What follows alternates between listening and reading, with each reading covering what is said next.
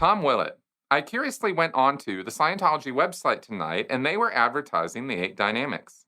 It seemed more like an advertisement for a Hollywood-esque lifestyle marketing company with perfect, beautiful families in lovely suburbania. How much does Scientology market itself as an upscale, posh lifestyle choice over a religion?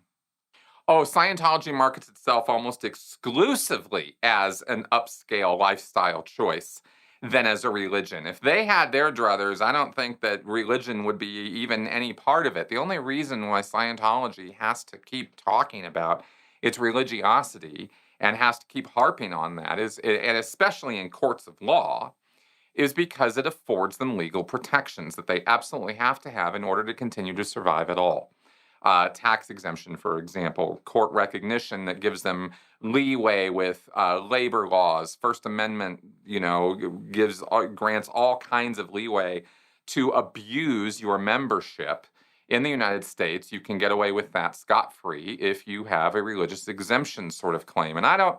There are, there are lines to that. There are limits to that. But Scientology, so far, has almost universally and almost 100% gotten away with every instance of child abuse and sexual molestation against minors that has ever been committed within the Church of Scientology. So even me saying, well, there are limits because when children are involved, then the government gets involved and the FBI gets involved and there's public outcry and all that.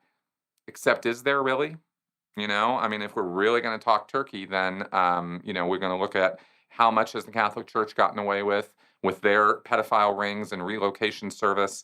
How much has Scientology gotten away with? Scientology's gotten away with all of it.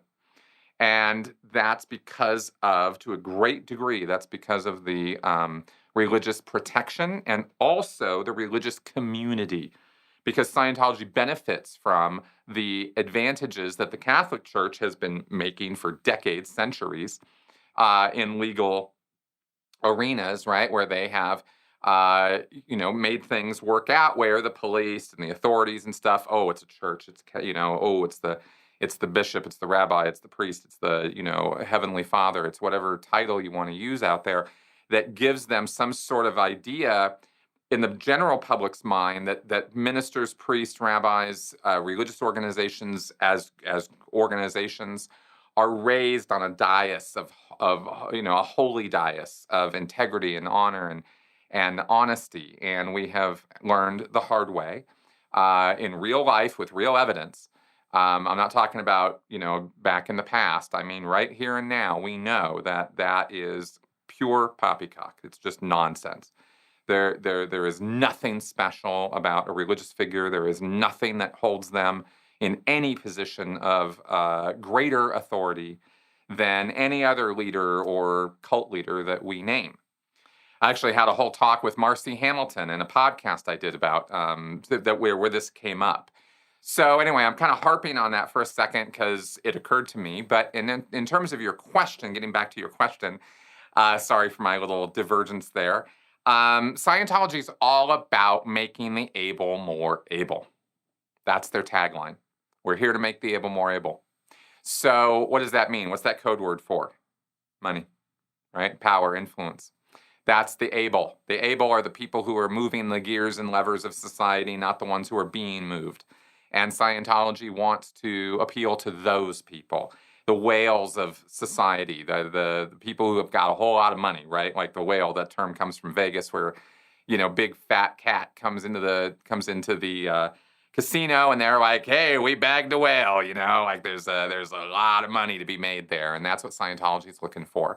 So that's why they make all of the marketing materials are all about affluent, rich, upper class people, or the appearance of that. They do market to a lower class demographic that is a younger demographic, and they go hard after that demographic as well. But they go to that demographic by promising that they will be able to climb the social and economic ladder by applying Scientology principles. The toolkit that Scientology gives you, quote unquote, is supposed to enable you to become even more able, right?